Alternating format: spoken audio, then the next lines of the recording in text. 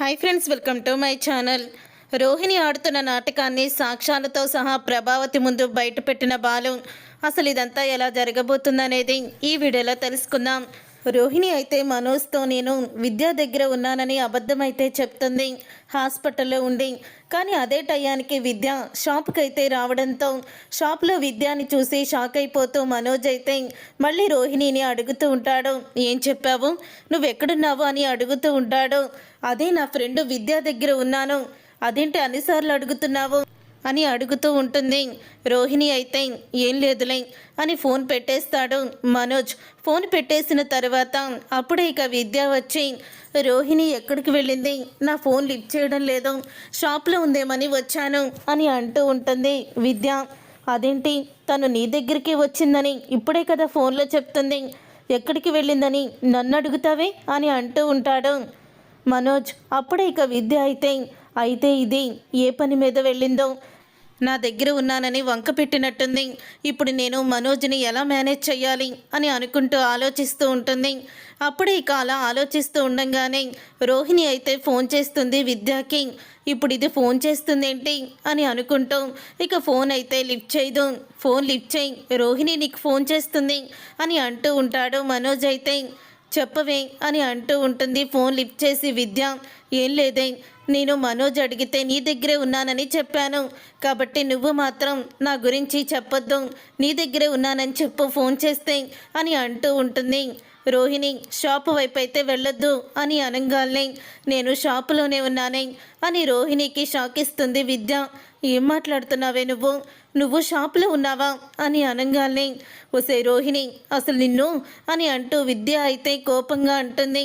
అప్పుడే ఇక మనోజ్ అయితే ఇదంతా విని షాక్ అయిపోతూ ఉంటాడు. మనోజ్కేమో నేను విద్య దగ్గర ఉన్నానని చెప్పాను, ఇదేమో షాప్లో మనోజ్ ఎదురుగానే ఉంది, ఇప్పుడు ఏం జరుగుతుందో ఏంటో అని టెన్షన్ పడుతూ ఉంటుంది రోహిణి. అప్పుడు ఇక విద్య అయితే ఇక ఫోన్లో మాట్లాడుతున్నట్టు బయటికైతే వచ్చేస్తుంది. ఒసే అసలు నువ్వు ముందు ఫోన్ చేసి నాకు కదా చెప్పాల్సింది, నేను ఫలానా చోటున్నాను నీ దగ్గరే ఉన్నానని మనోజ్కి చెప్తానని నాకు ఒక మాట చెప్పొచ్చు కదా అని తిడుతూ ఉంటుంది విద్య.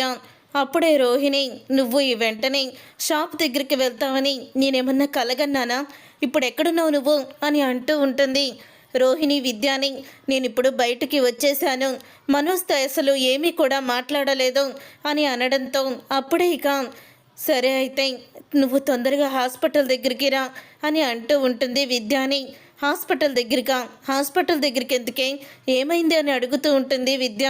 అమ్మకి కళ్ళు తిరిగి పడిపోవడంతో హాస్పిటల్కి తీసుకువచ్చారు, తనకి హార్ట్ ప్రాబ్లం ఉంది కదా, అందుకనే కళ్ళు తిరిగి పడిపోయింది, ఏదో సర్జరీ కూడా చేయాలంటున్నారు, రిపోర్ట్స్ వస్తే కానీ ఏమీ చెప్పలేమంటున్నారు అని అంటూ ఉంటుంది రోహిణి.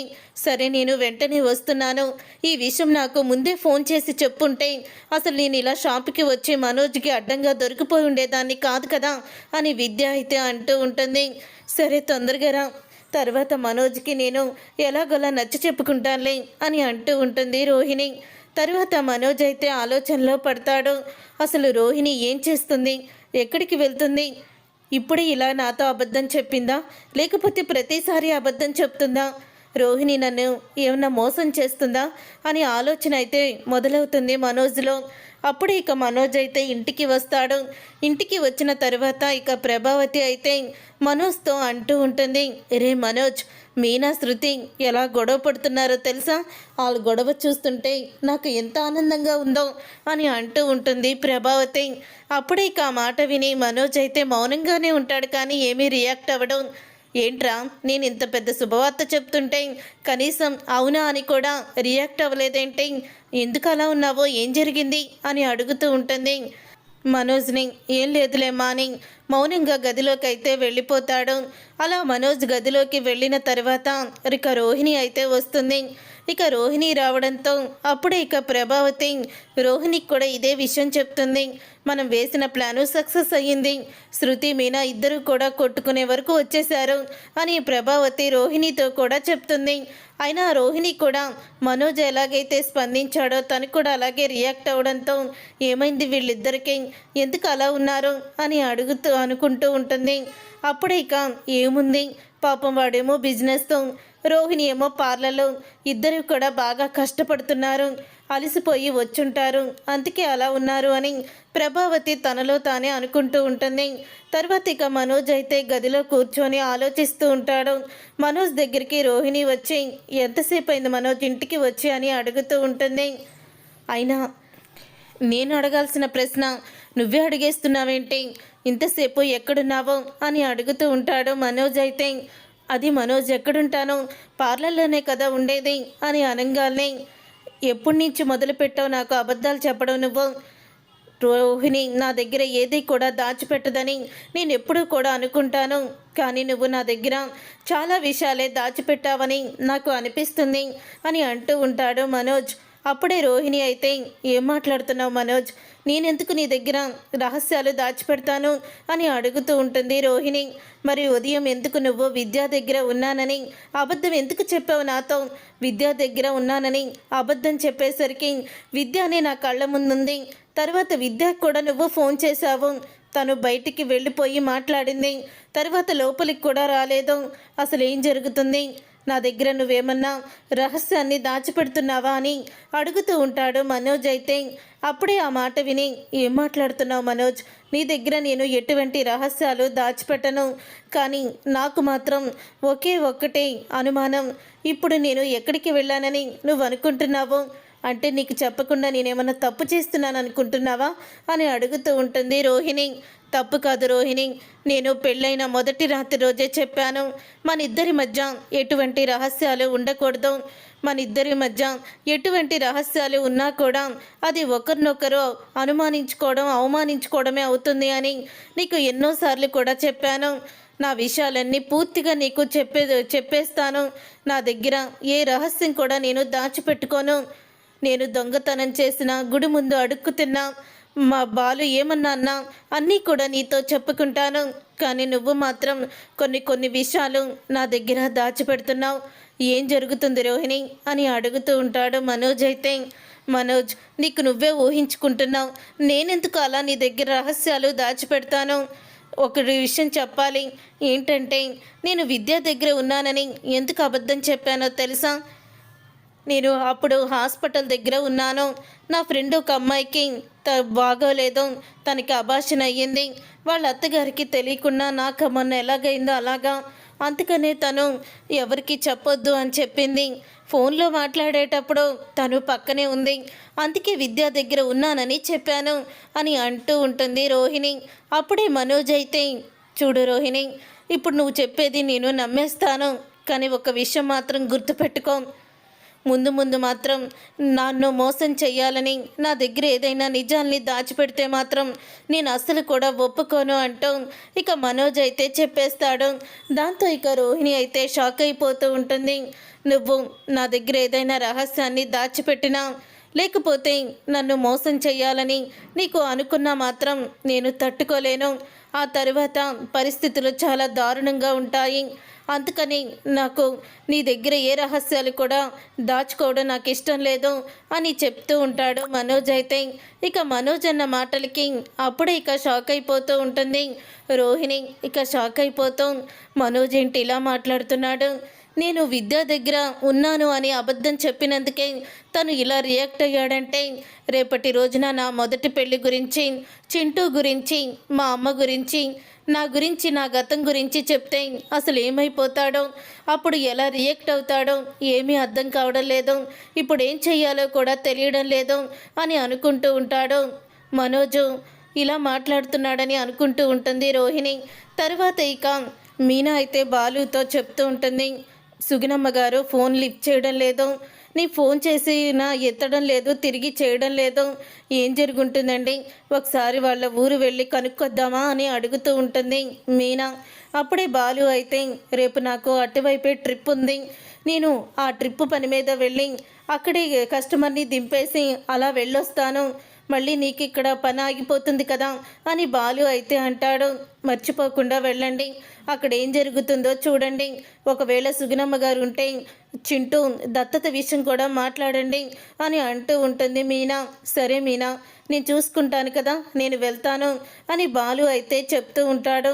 తర్వాత ఇక సత్యమైతే బాలు మీనా మాటలు విని అంటూ ఉంటాడు, మళ్ళీ మీరు చింటూని దత్తత చేసుకోవాలనుకుంటున్నారా అని అడుగుతూ ఉంటే, అది కాదు మావయ్య, చింటూని దత్తత చేసుకోవాలని అనుకుంటున్నాం, కానీ ఇప్పుడు వాళ్ళు ఎలా ఉన్నారో అడిగి రమ్మని పంపిస్తున్నాను, వాళ్ళ ఫోను పనిచేయడం లేదు అని అంటూ ఉంటుంది మీనా అయితే. చూడమ్మా మీనా, నువ్వు చింటూని దత్తత చేసుకోవాలనుకోవడం మంచి విషయమే, మీకంటూ పిల్లలు పుట్టిన తర్వాత చేసుకుంటే బాగుంటుంది అని సత్యమైతే సలహా ఇస్తాడు. తర్వాత ఇక బాలు అయితే సుగుణమ్మ దగ్గరికి అయితే బయలుదేరుతాడు. కానీ సుగుణమ్మ వాళ్ళ ఇంటికి తాళం వేసి ఉంటుంది.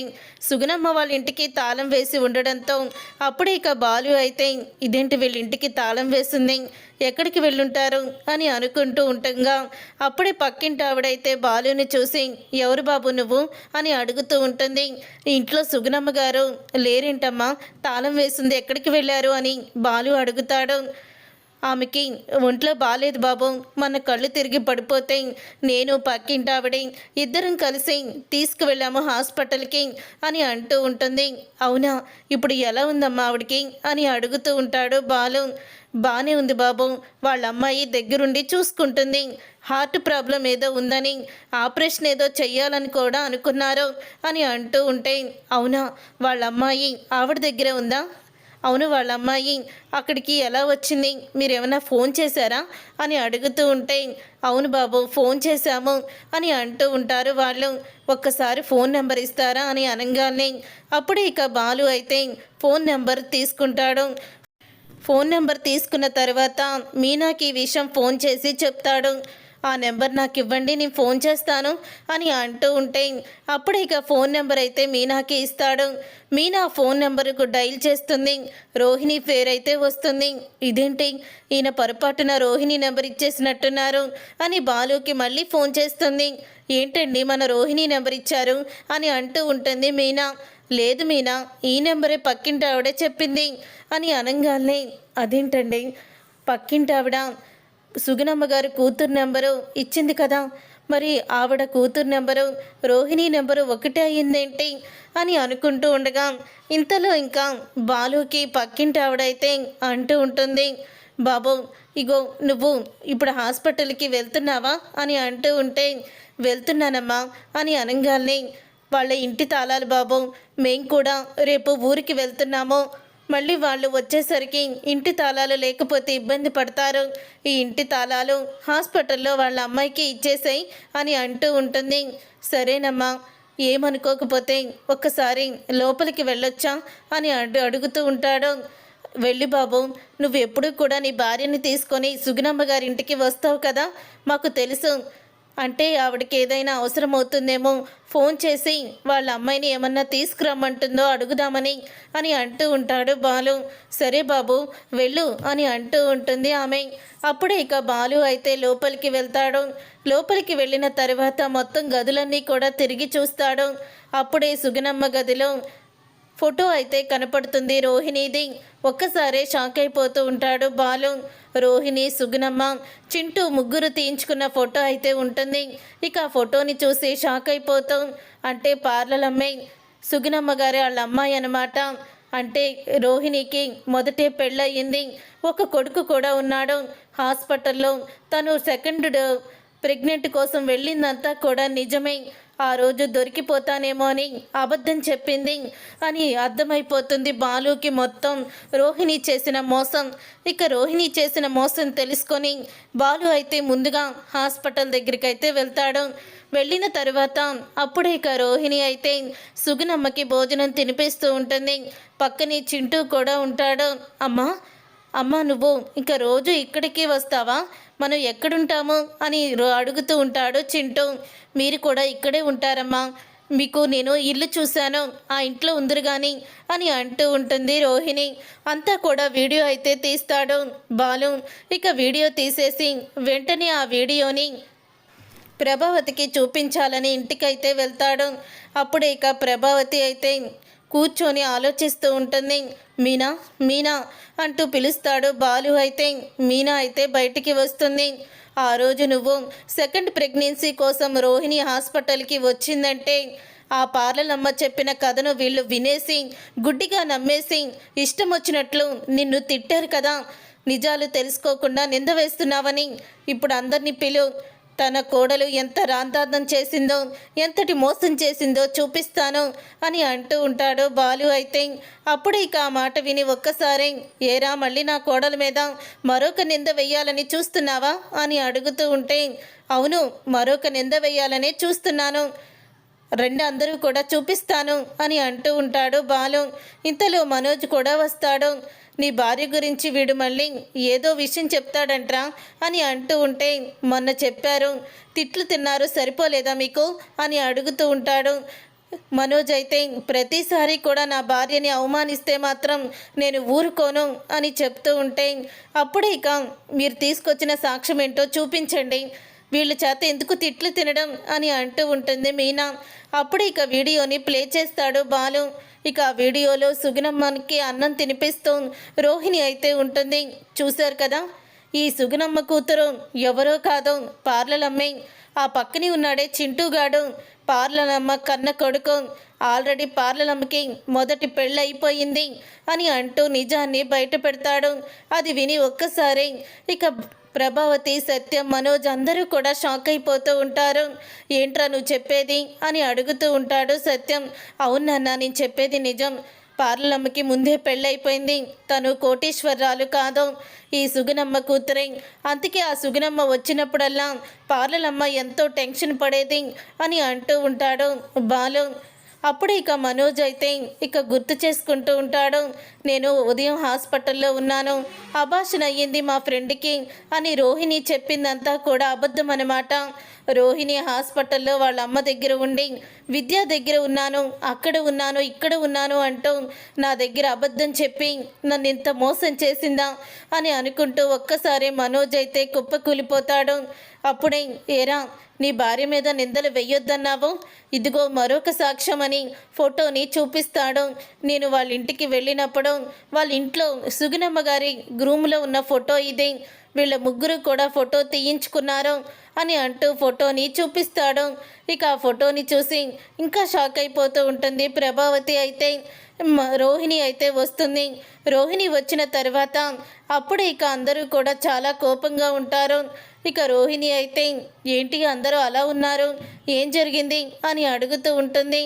అప్పుడే ఇక బాలు అయితే ఏం లేదు పార్లలమ్మ, కొన్ని నిజాలు తెలిసాయి, అందుకనే అందరూ ఇలా ఉన్నారు అని అంటూ ఉంటాడు. నిజాలు తెలిసాయా? ఏం నిజాలు అవి? ఏంటి మనోజ్, నువ్వు కూడా బాలు మాటలు విని ఇలా కూర్చుండిపోయావేంటి అని అడుగుతూ ఉంటుంది. సినిమాకి ఎలా ఉన్నావు కదా, వెళ్దాం పదా అని అనగానే మనోజ్ అయితే లేచి రోహిణి చంప పగలగొడతాడు. ఇక రోహిణి చంప పగలగొట్టి, ఇంకా ఎందుకు నా ముందు నటిస్తున్నావు నువ్వు అని అంటూ ఉంటాడు. మనోజ్ ఏమైంది నీకు అని రోహిణి షాక్ అయిపోయి చూస్తూ ఉంటుంది. అప్పుడే బాలు అయితే వీడియోని చూపించగానే, నువ్వింత మోసం చేస్తావని అనుకోలేదా అంటూ పీక నొక్కేస్తుంది ప్రభావతి. అయితే చూసారుగా ఫ్రెండ్స్, రాబోయే కథలో ఇలాగే రోహిణి బండారం బయటపడబోతుంది. మరి ఇలాగే జరగాలని మీరైతే కోరుకుంటున్నారా? అయితే వీడియోని తప్పకుండా లైక్ చేసి ఛానల్ని సబ్స్క్రైబ్ చేసుకొని పక్కనే ఉన్న గంట సింబలపై ఆల్ అని క్లిక్ చేయండి. అప్పుడే మేము పెట్టే ప్రతి వీడియో మీరు మిస్ కాకుండా చూసేవచ్చు.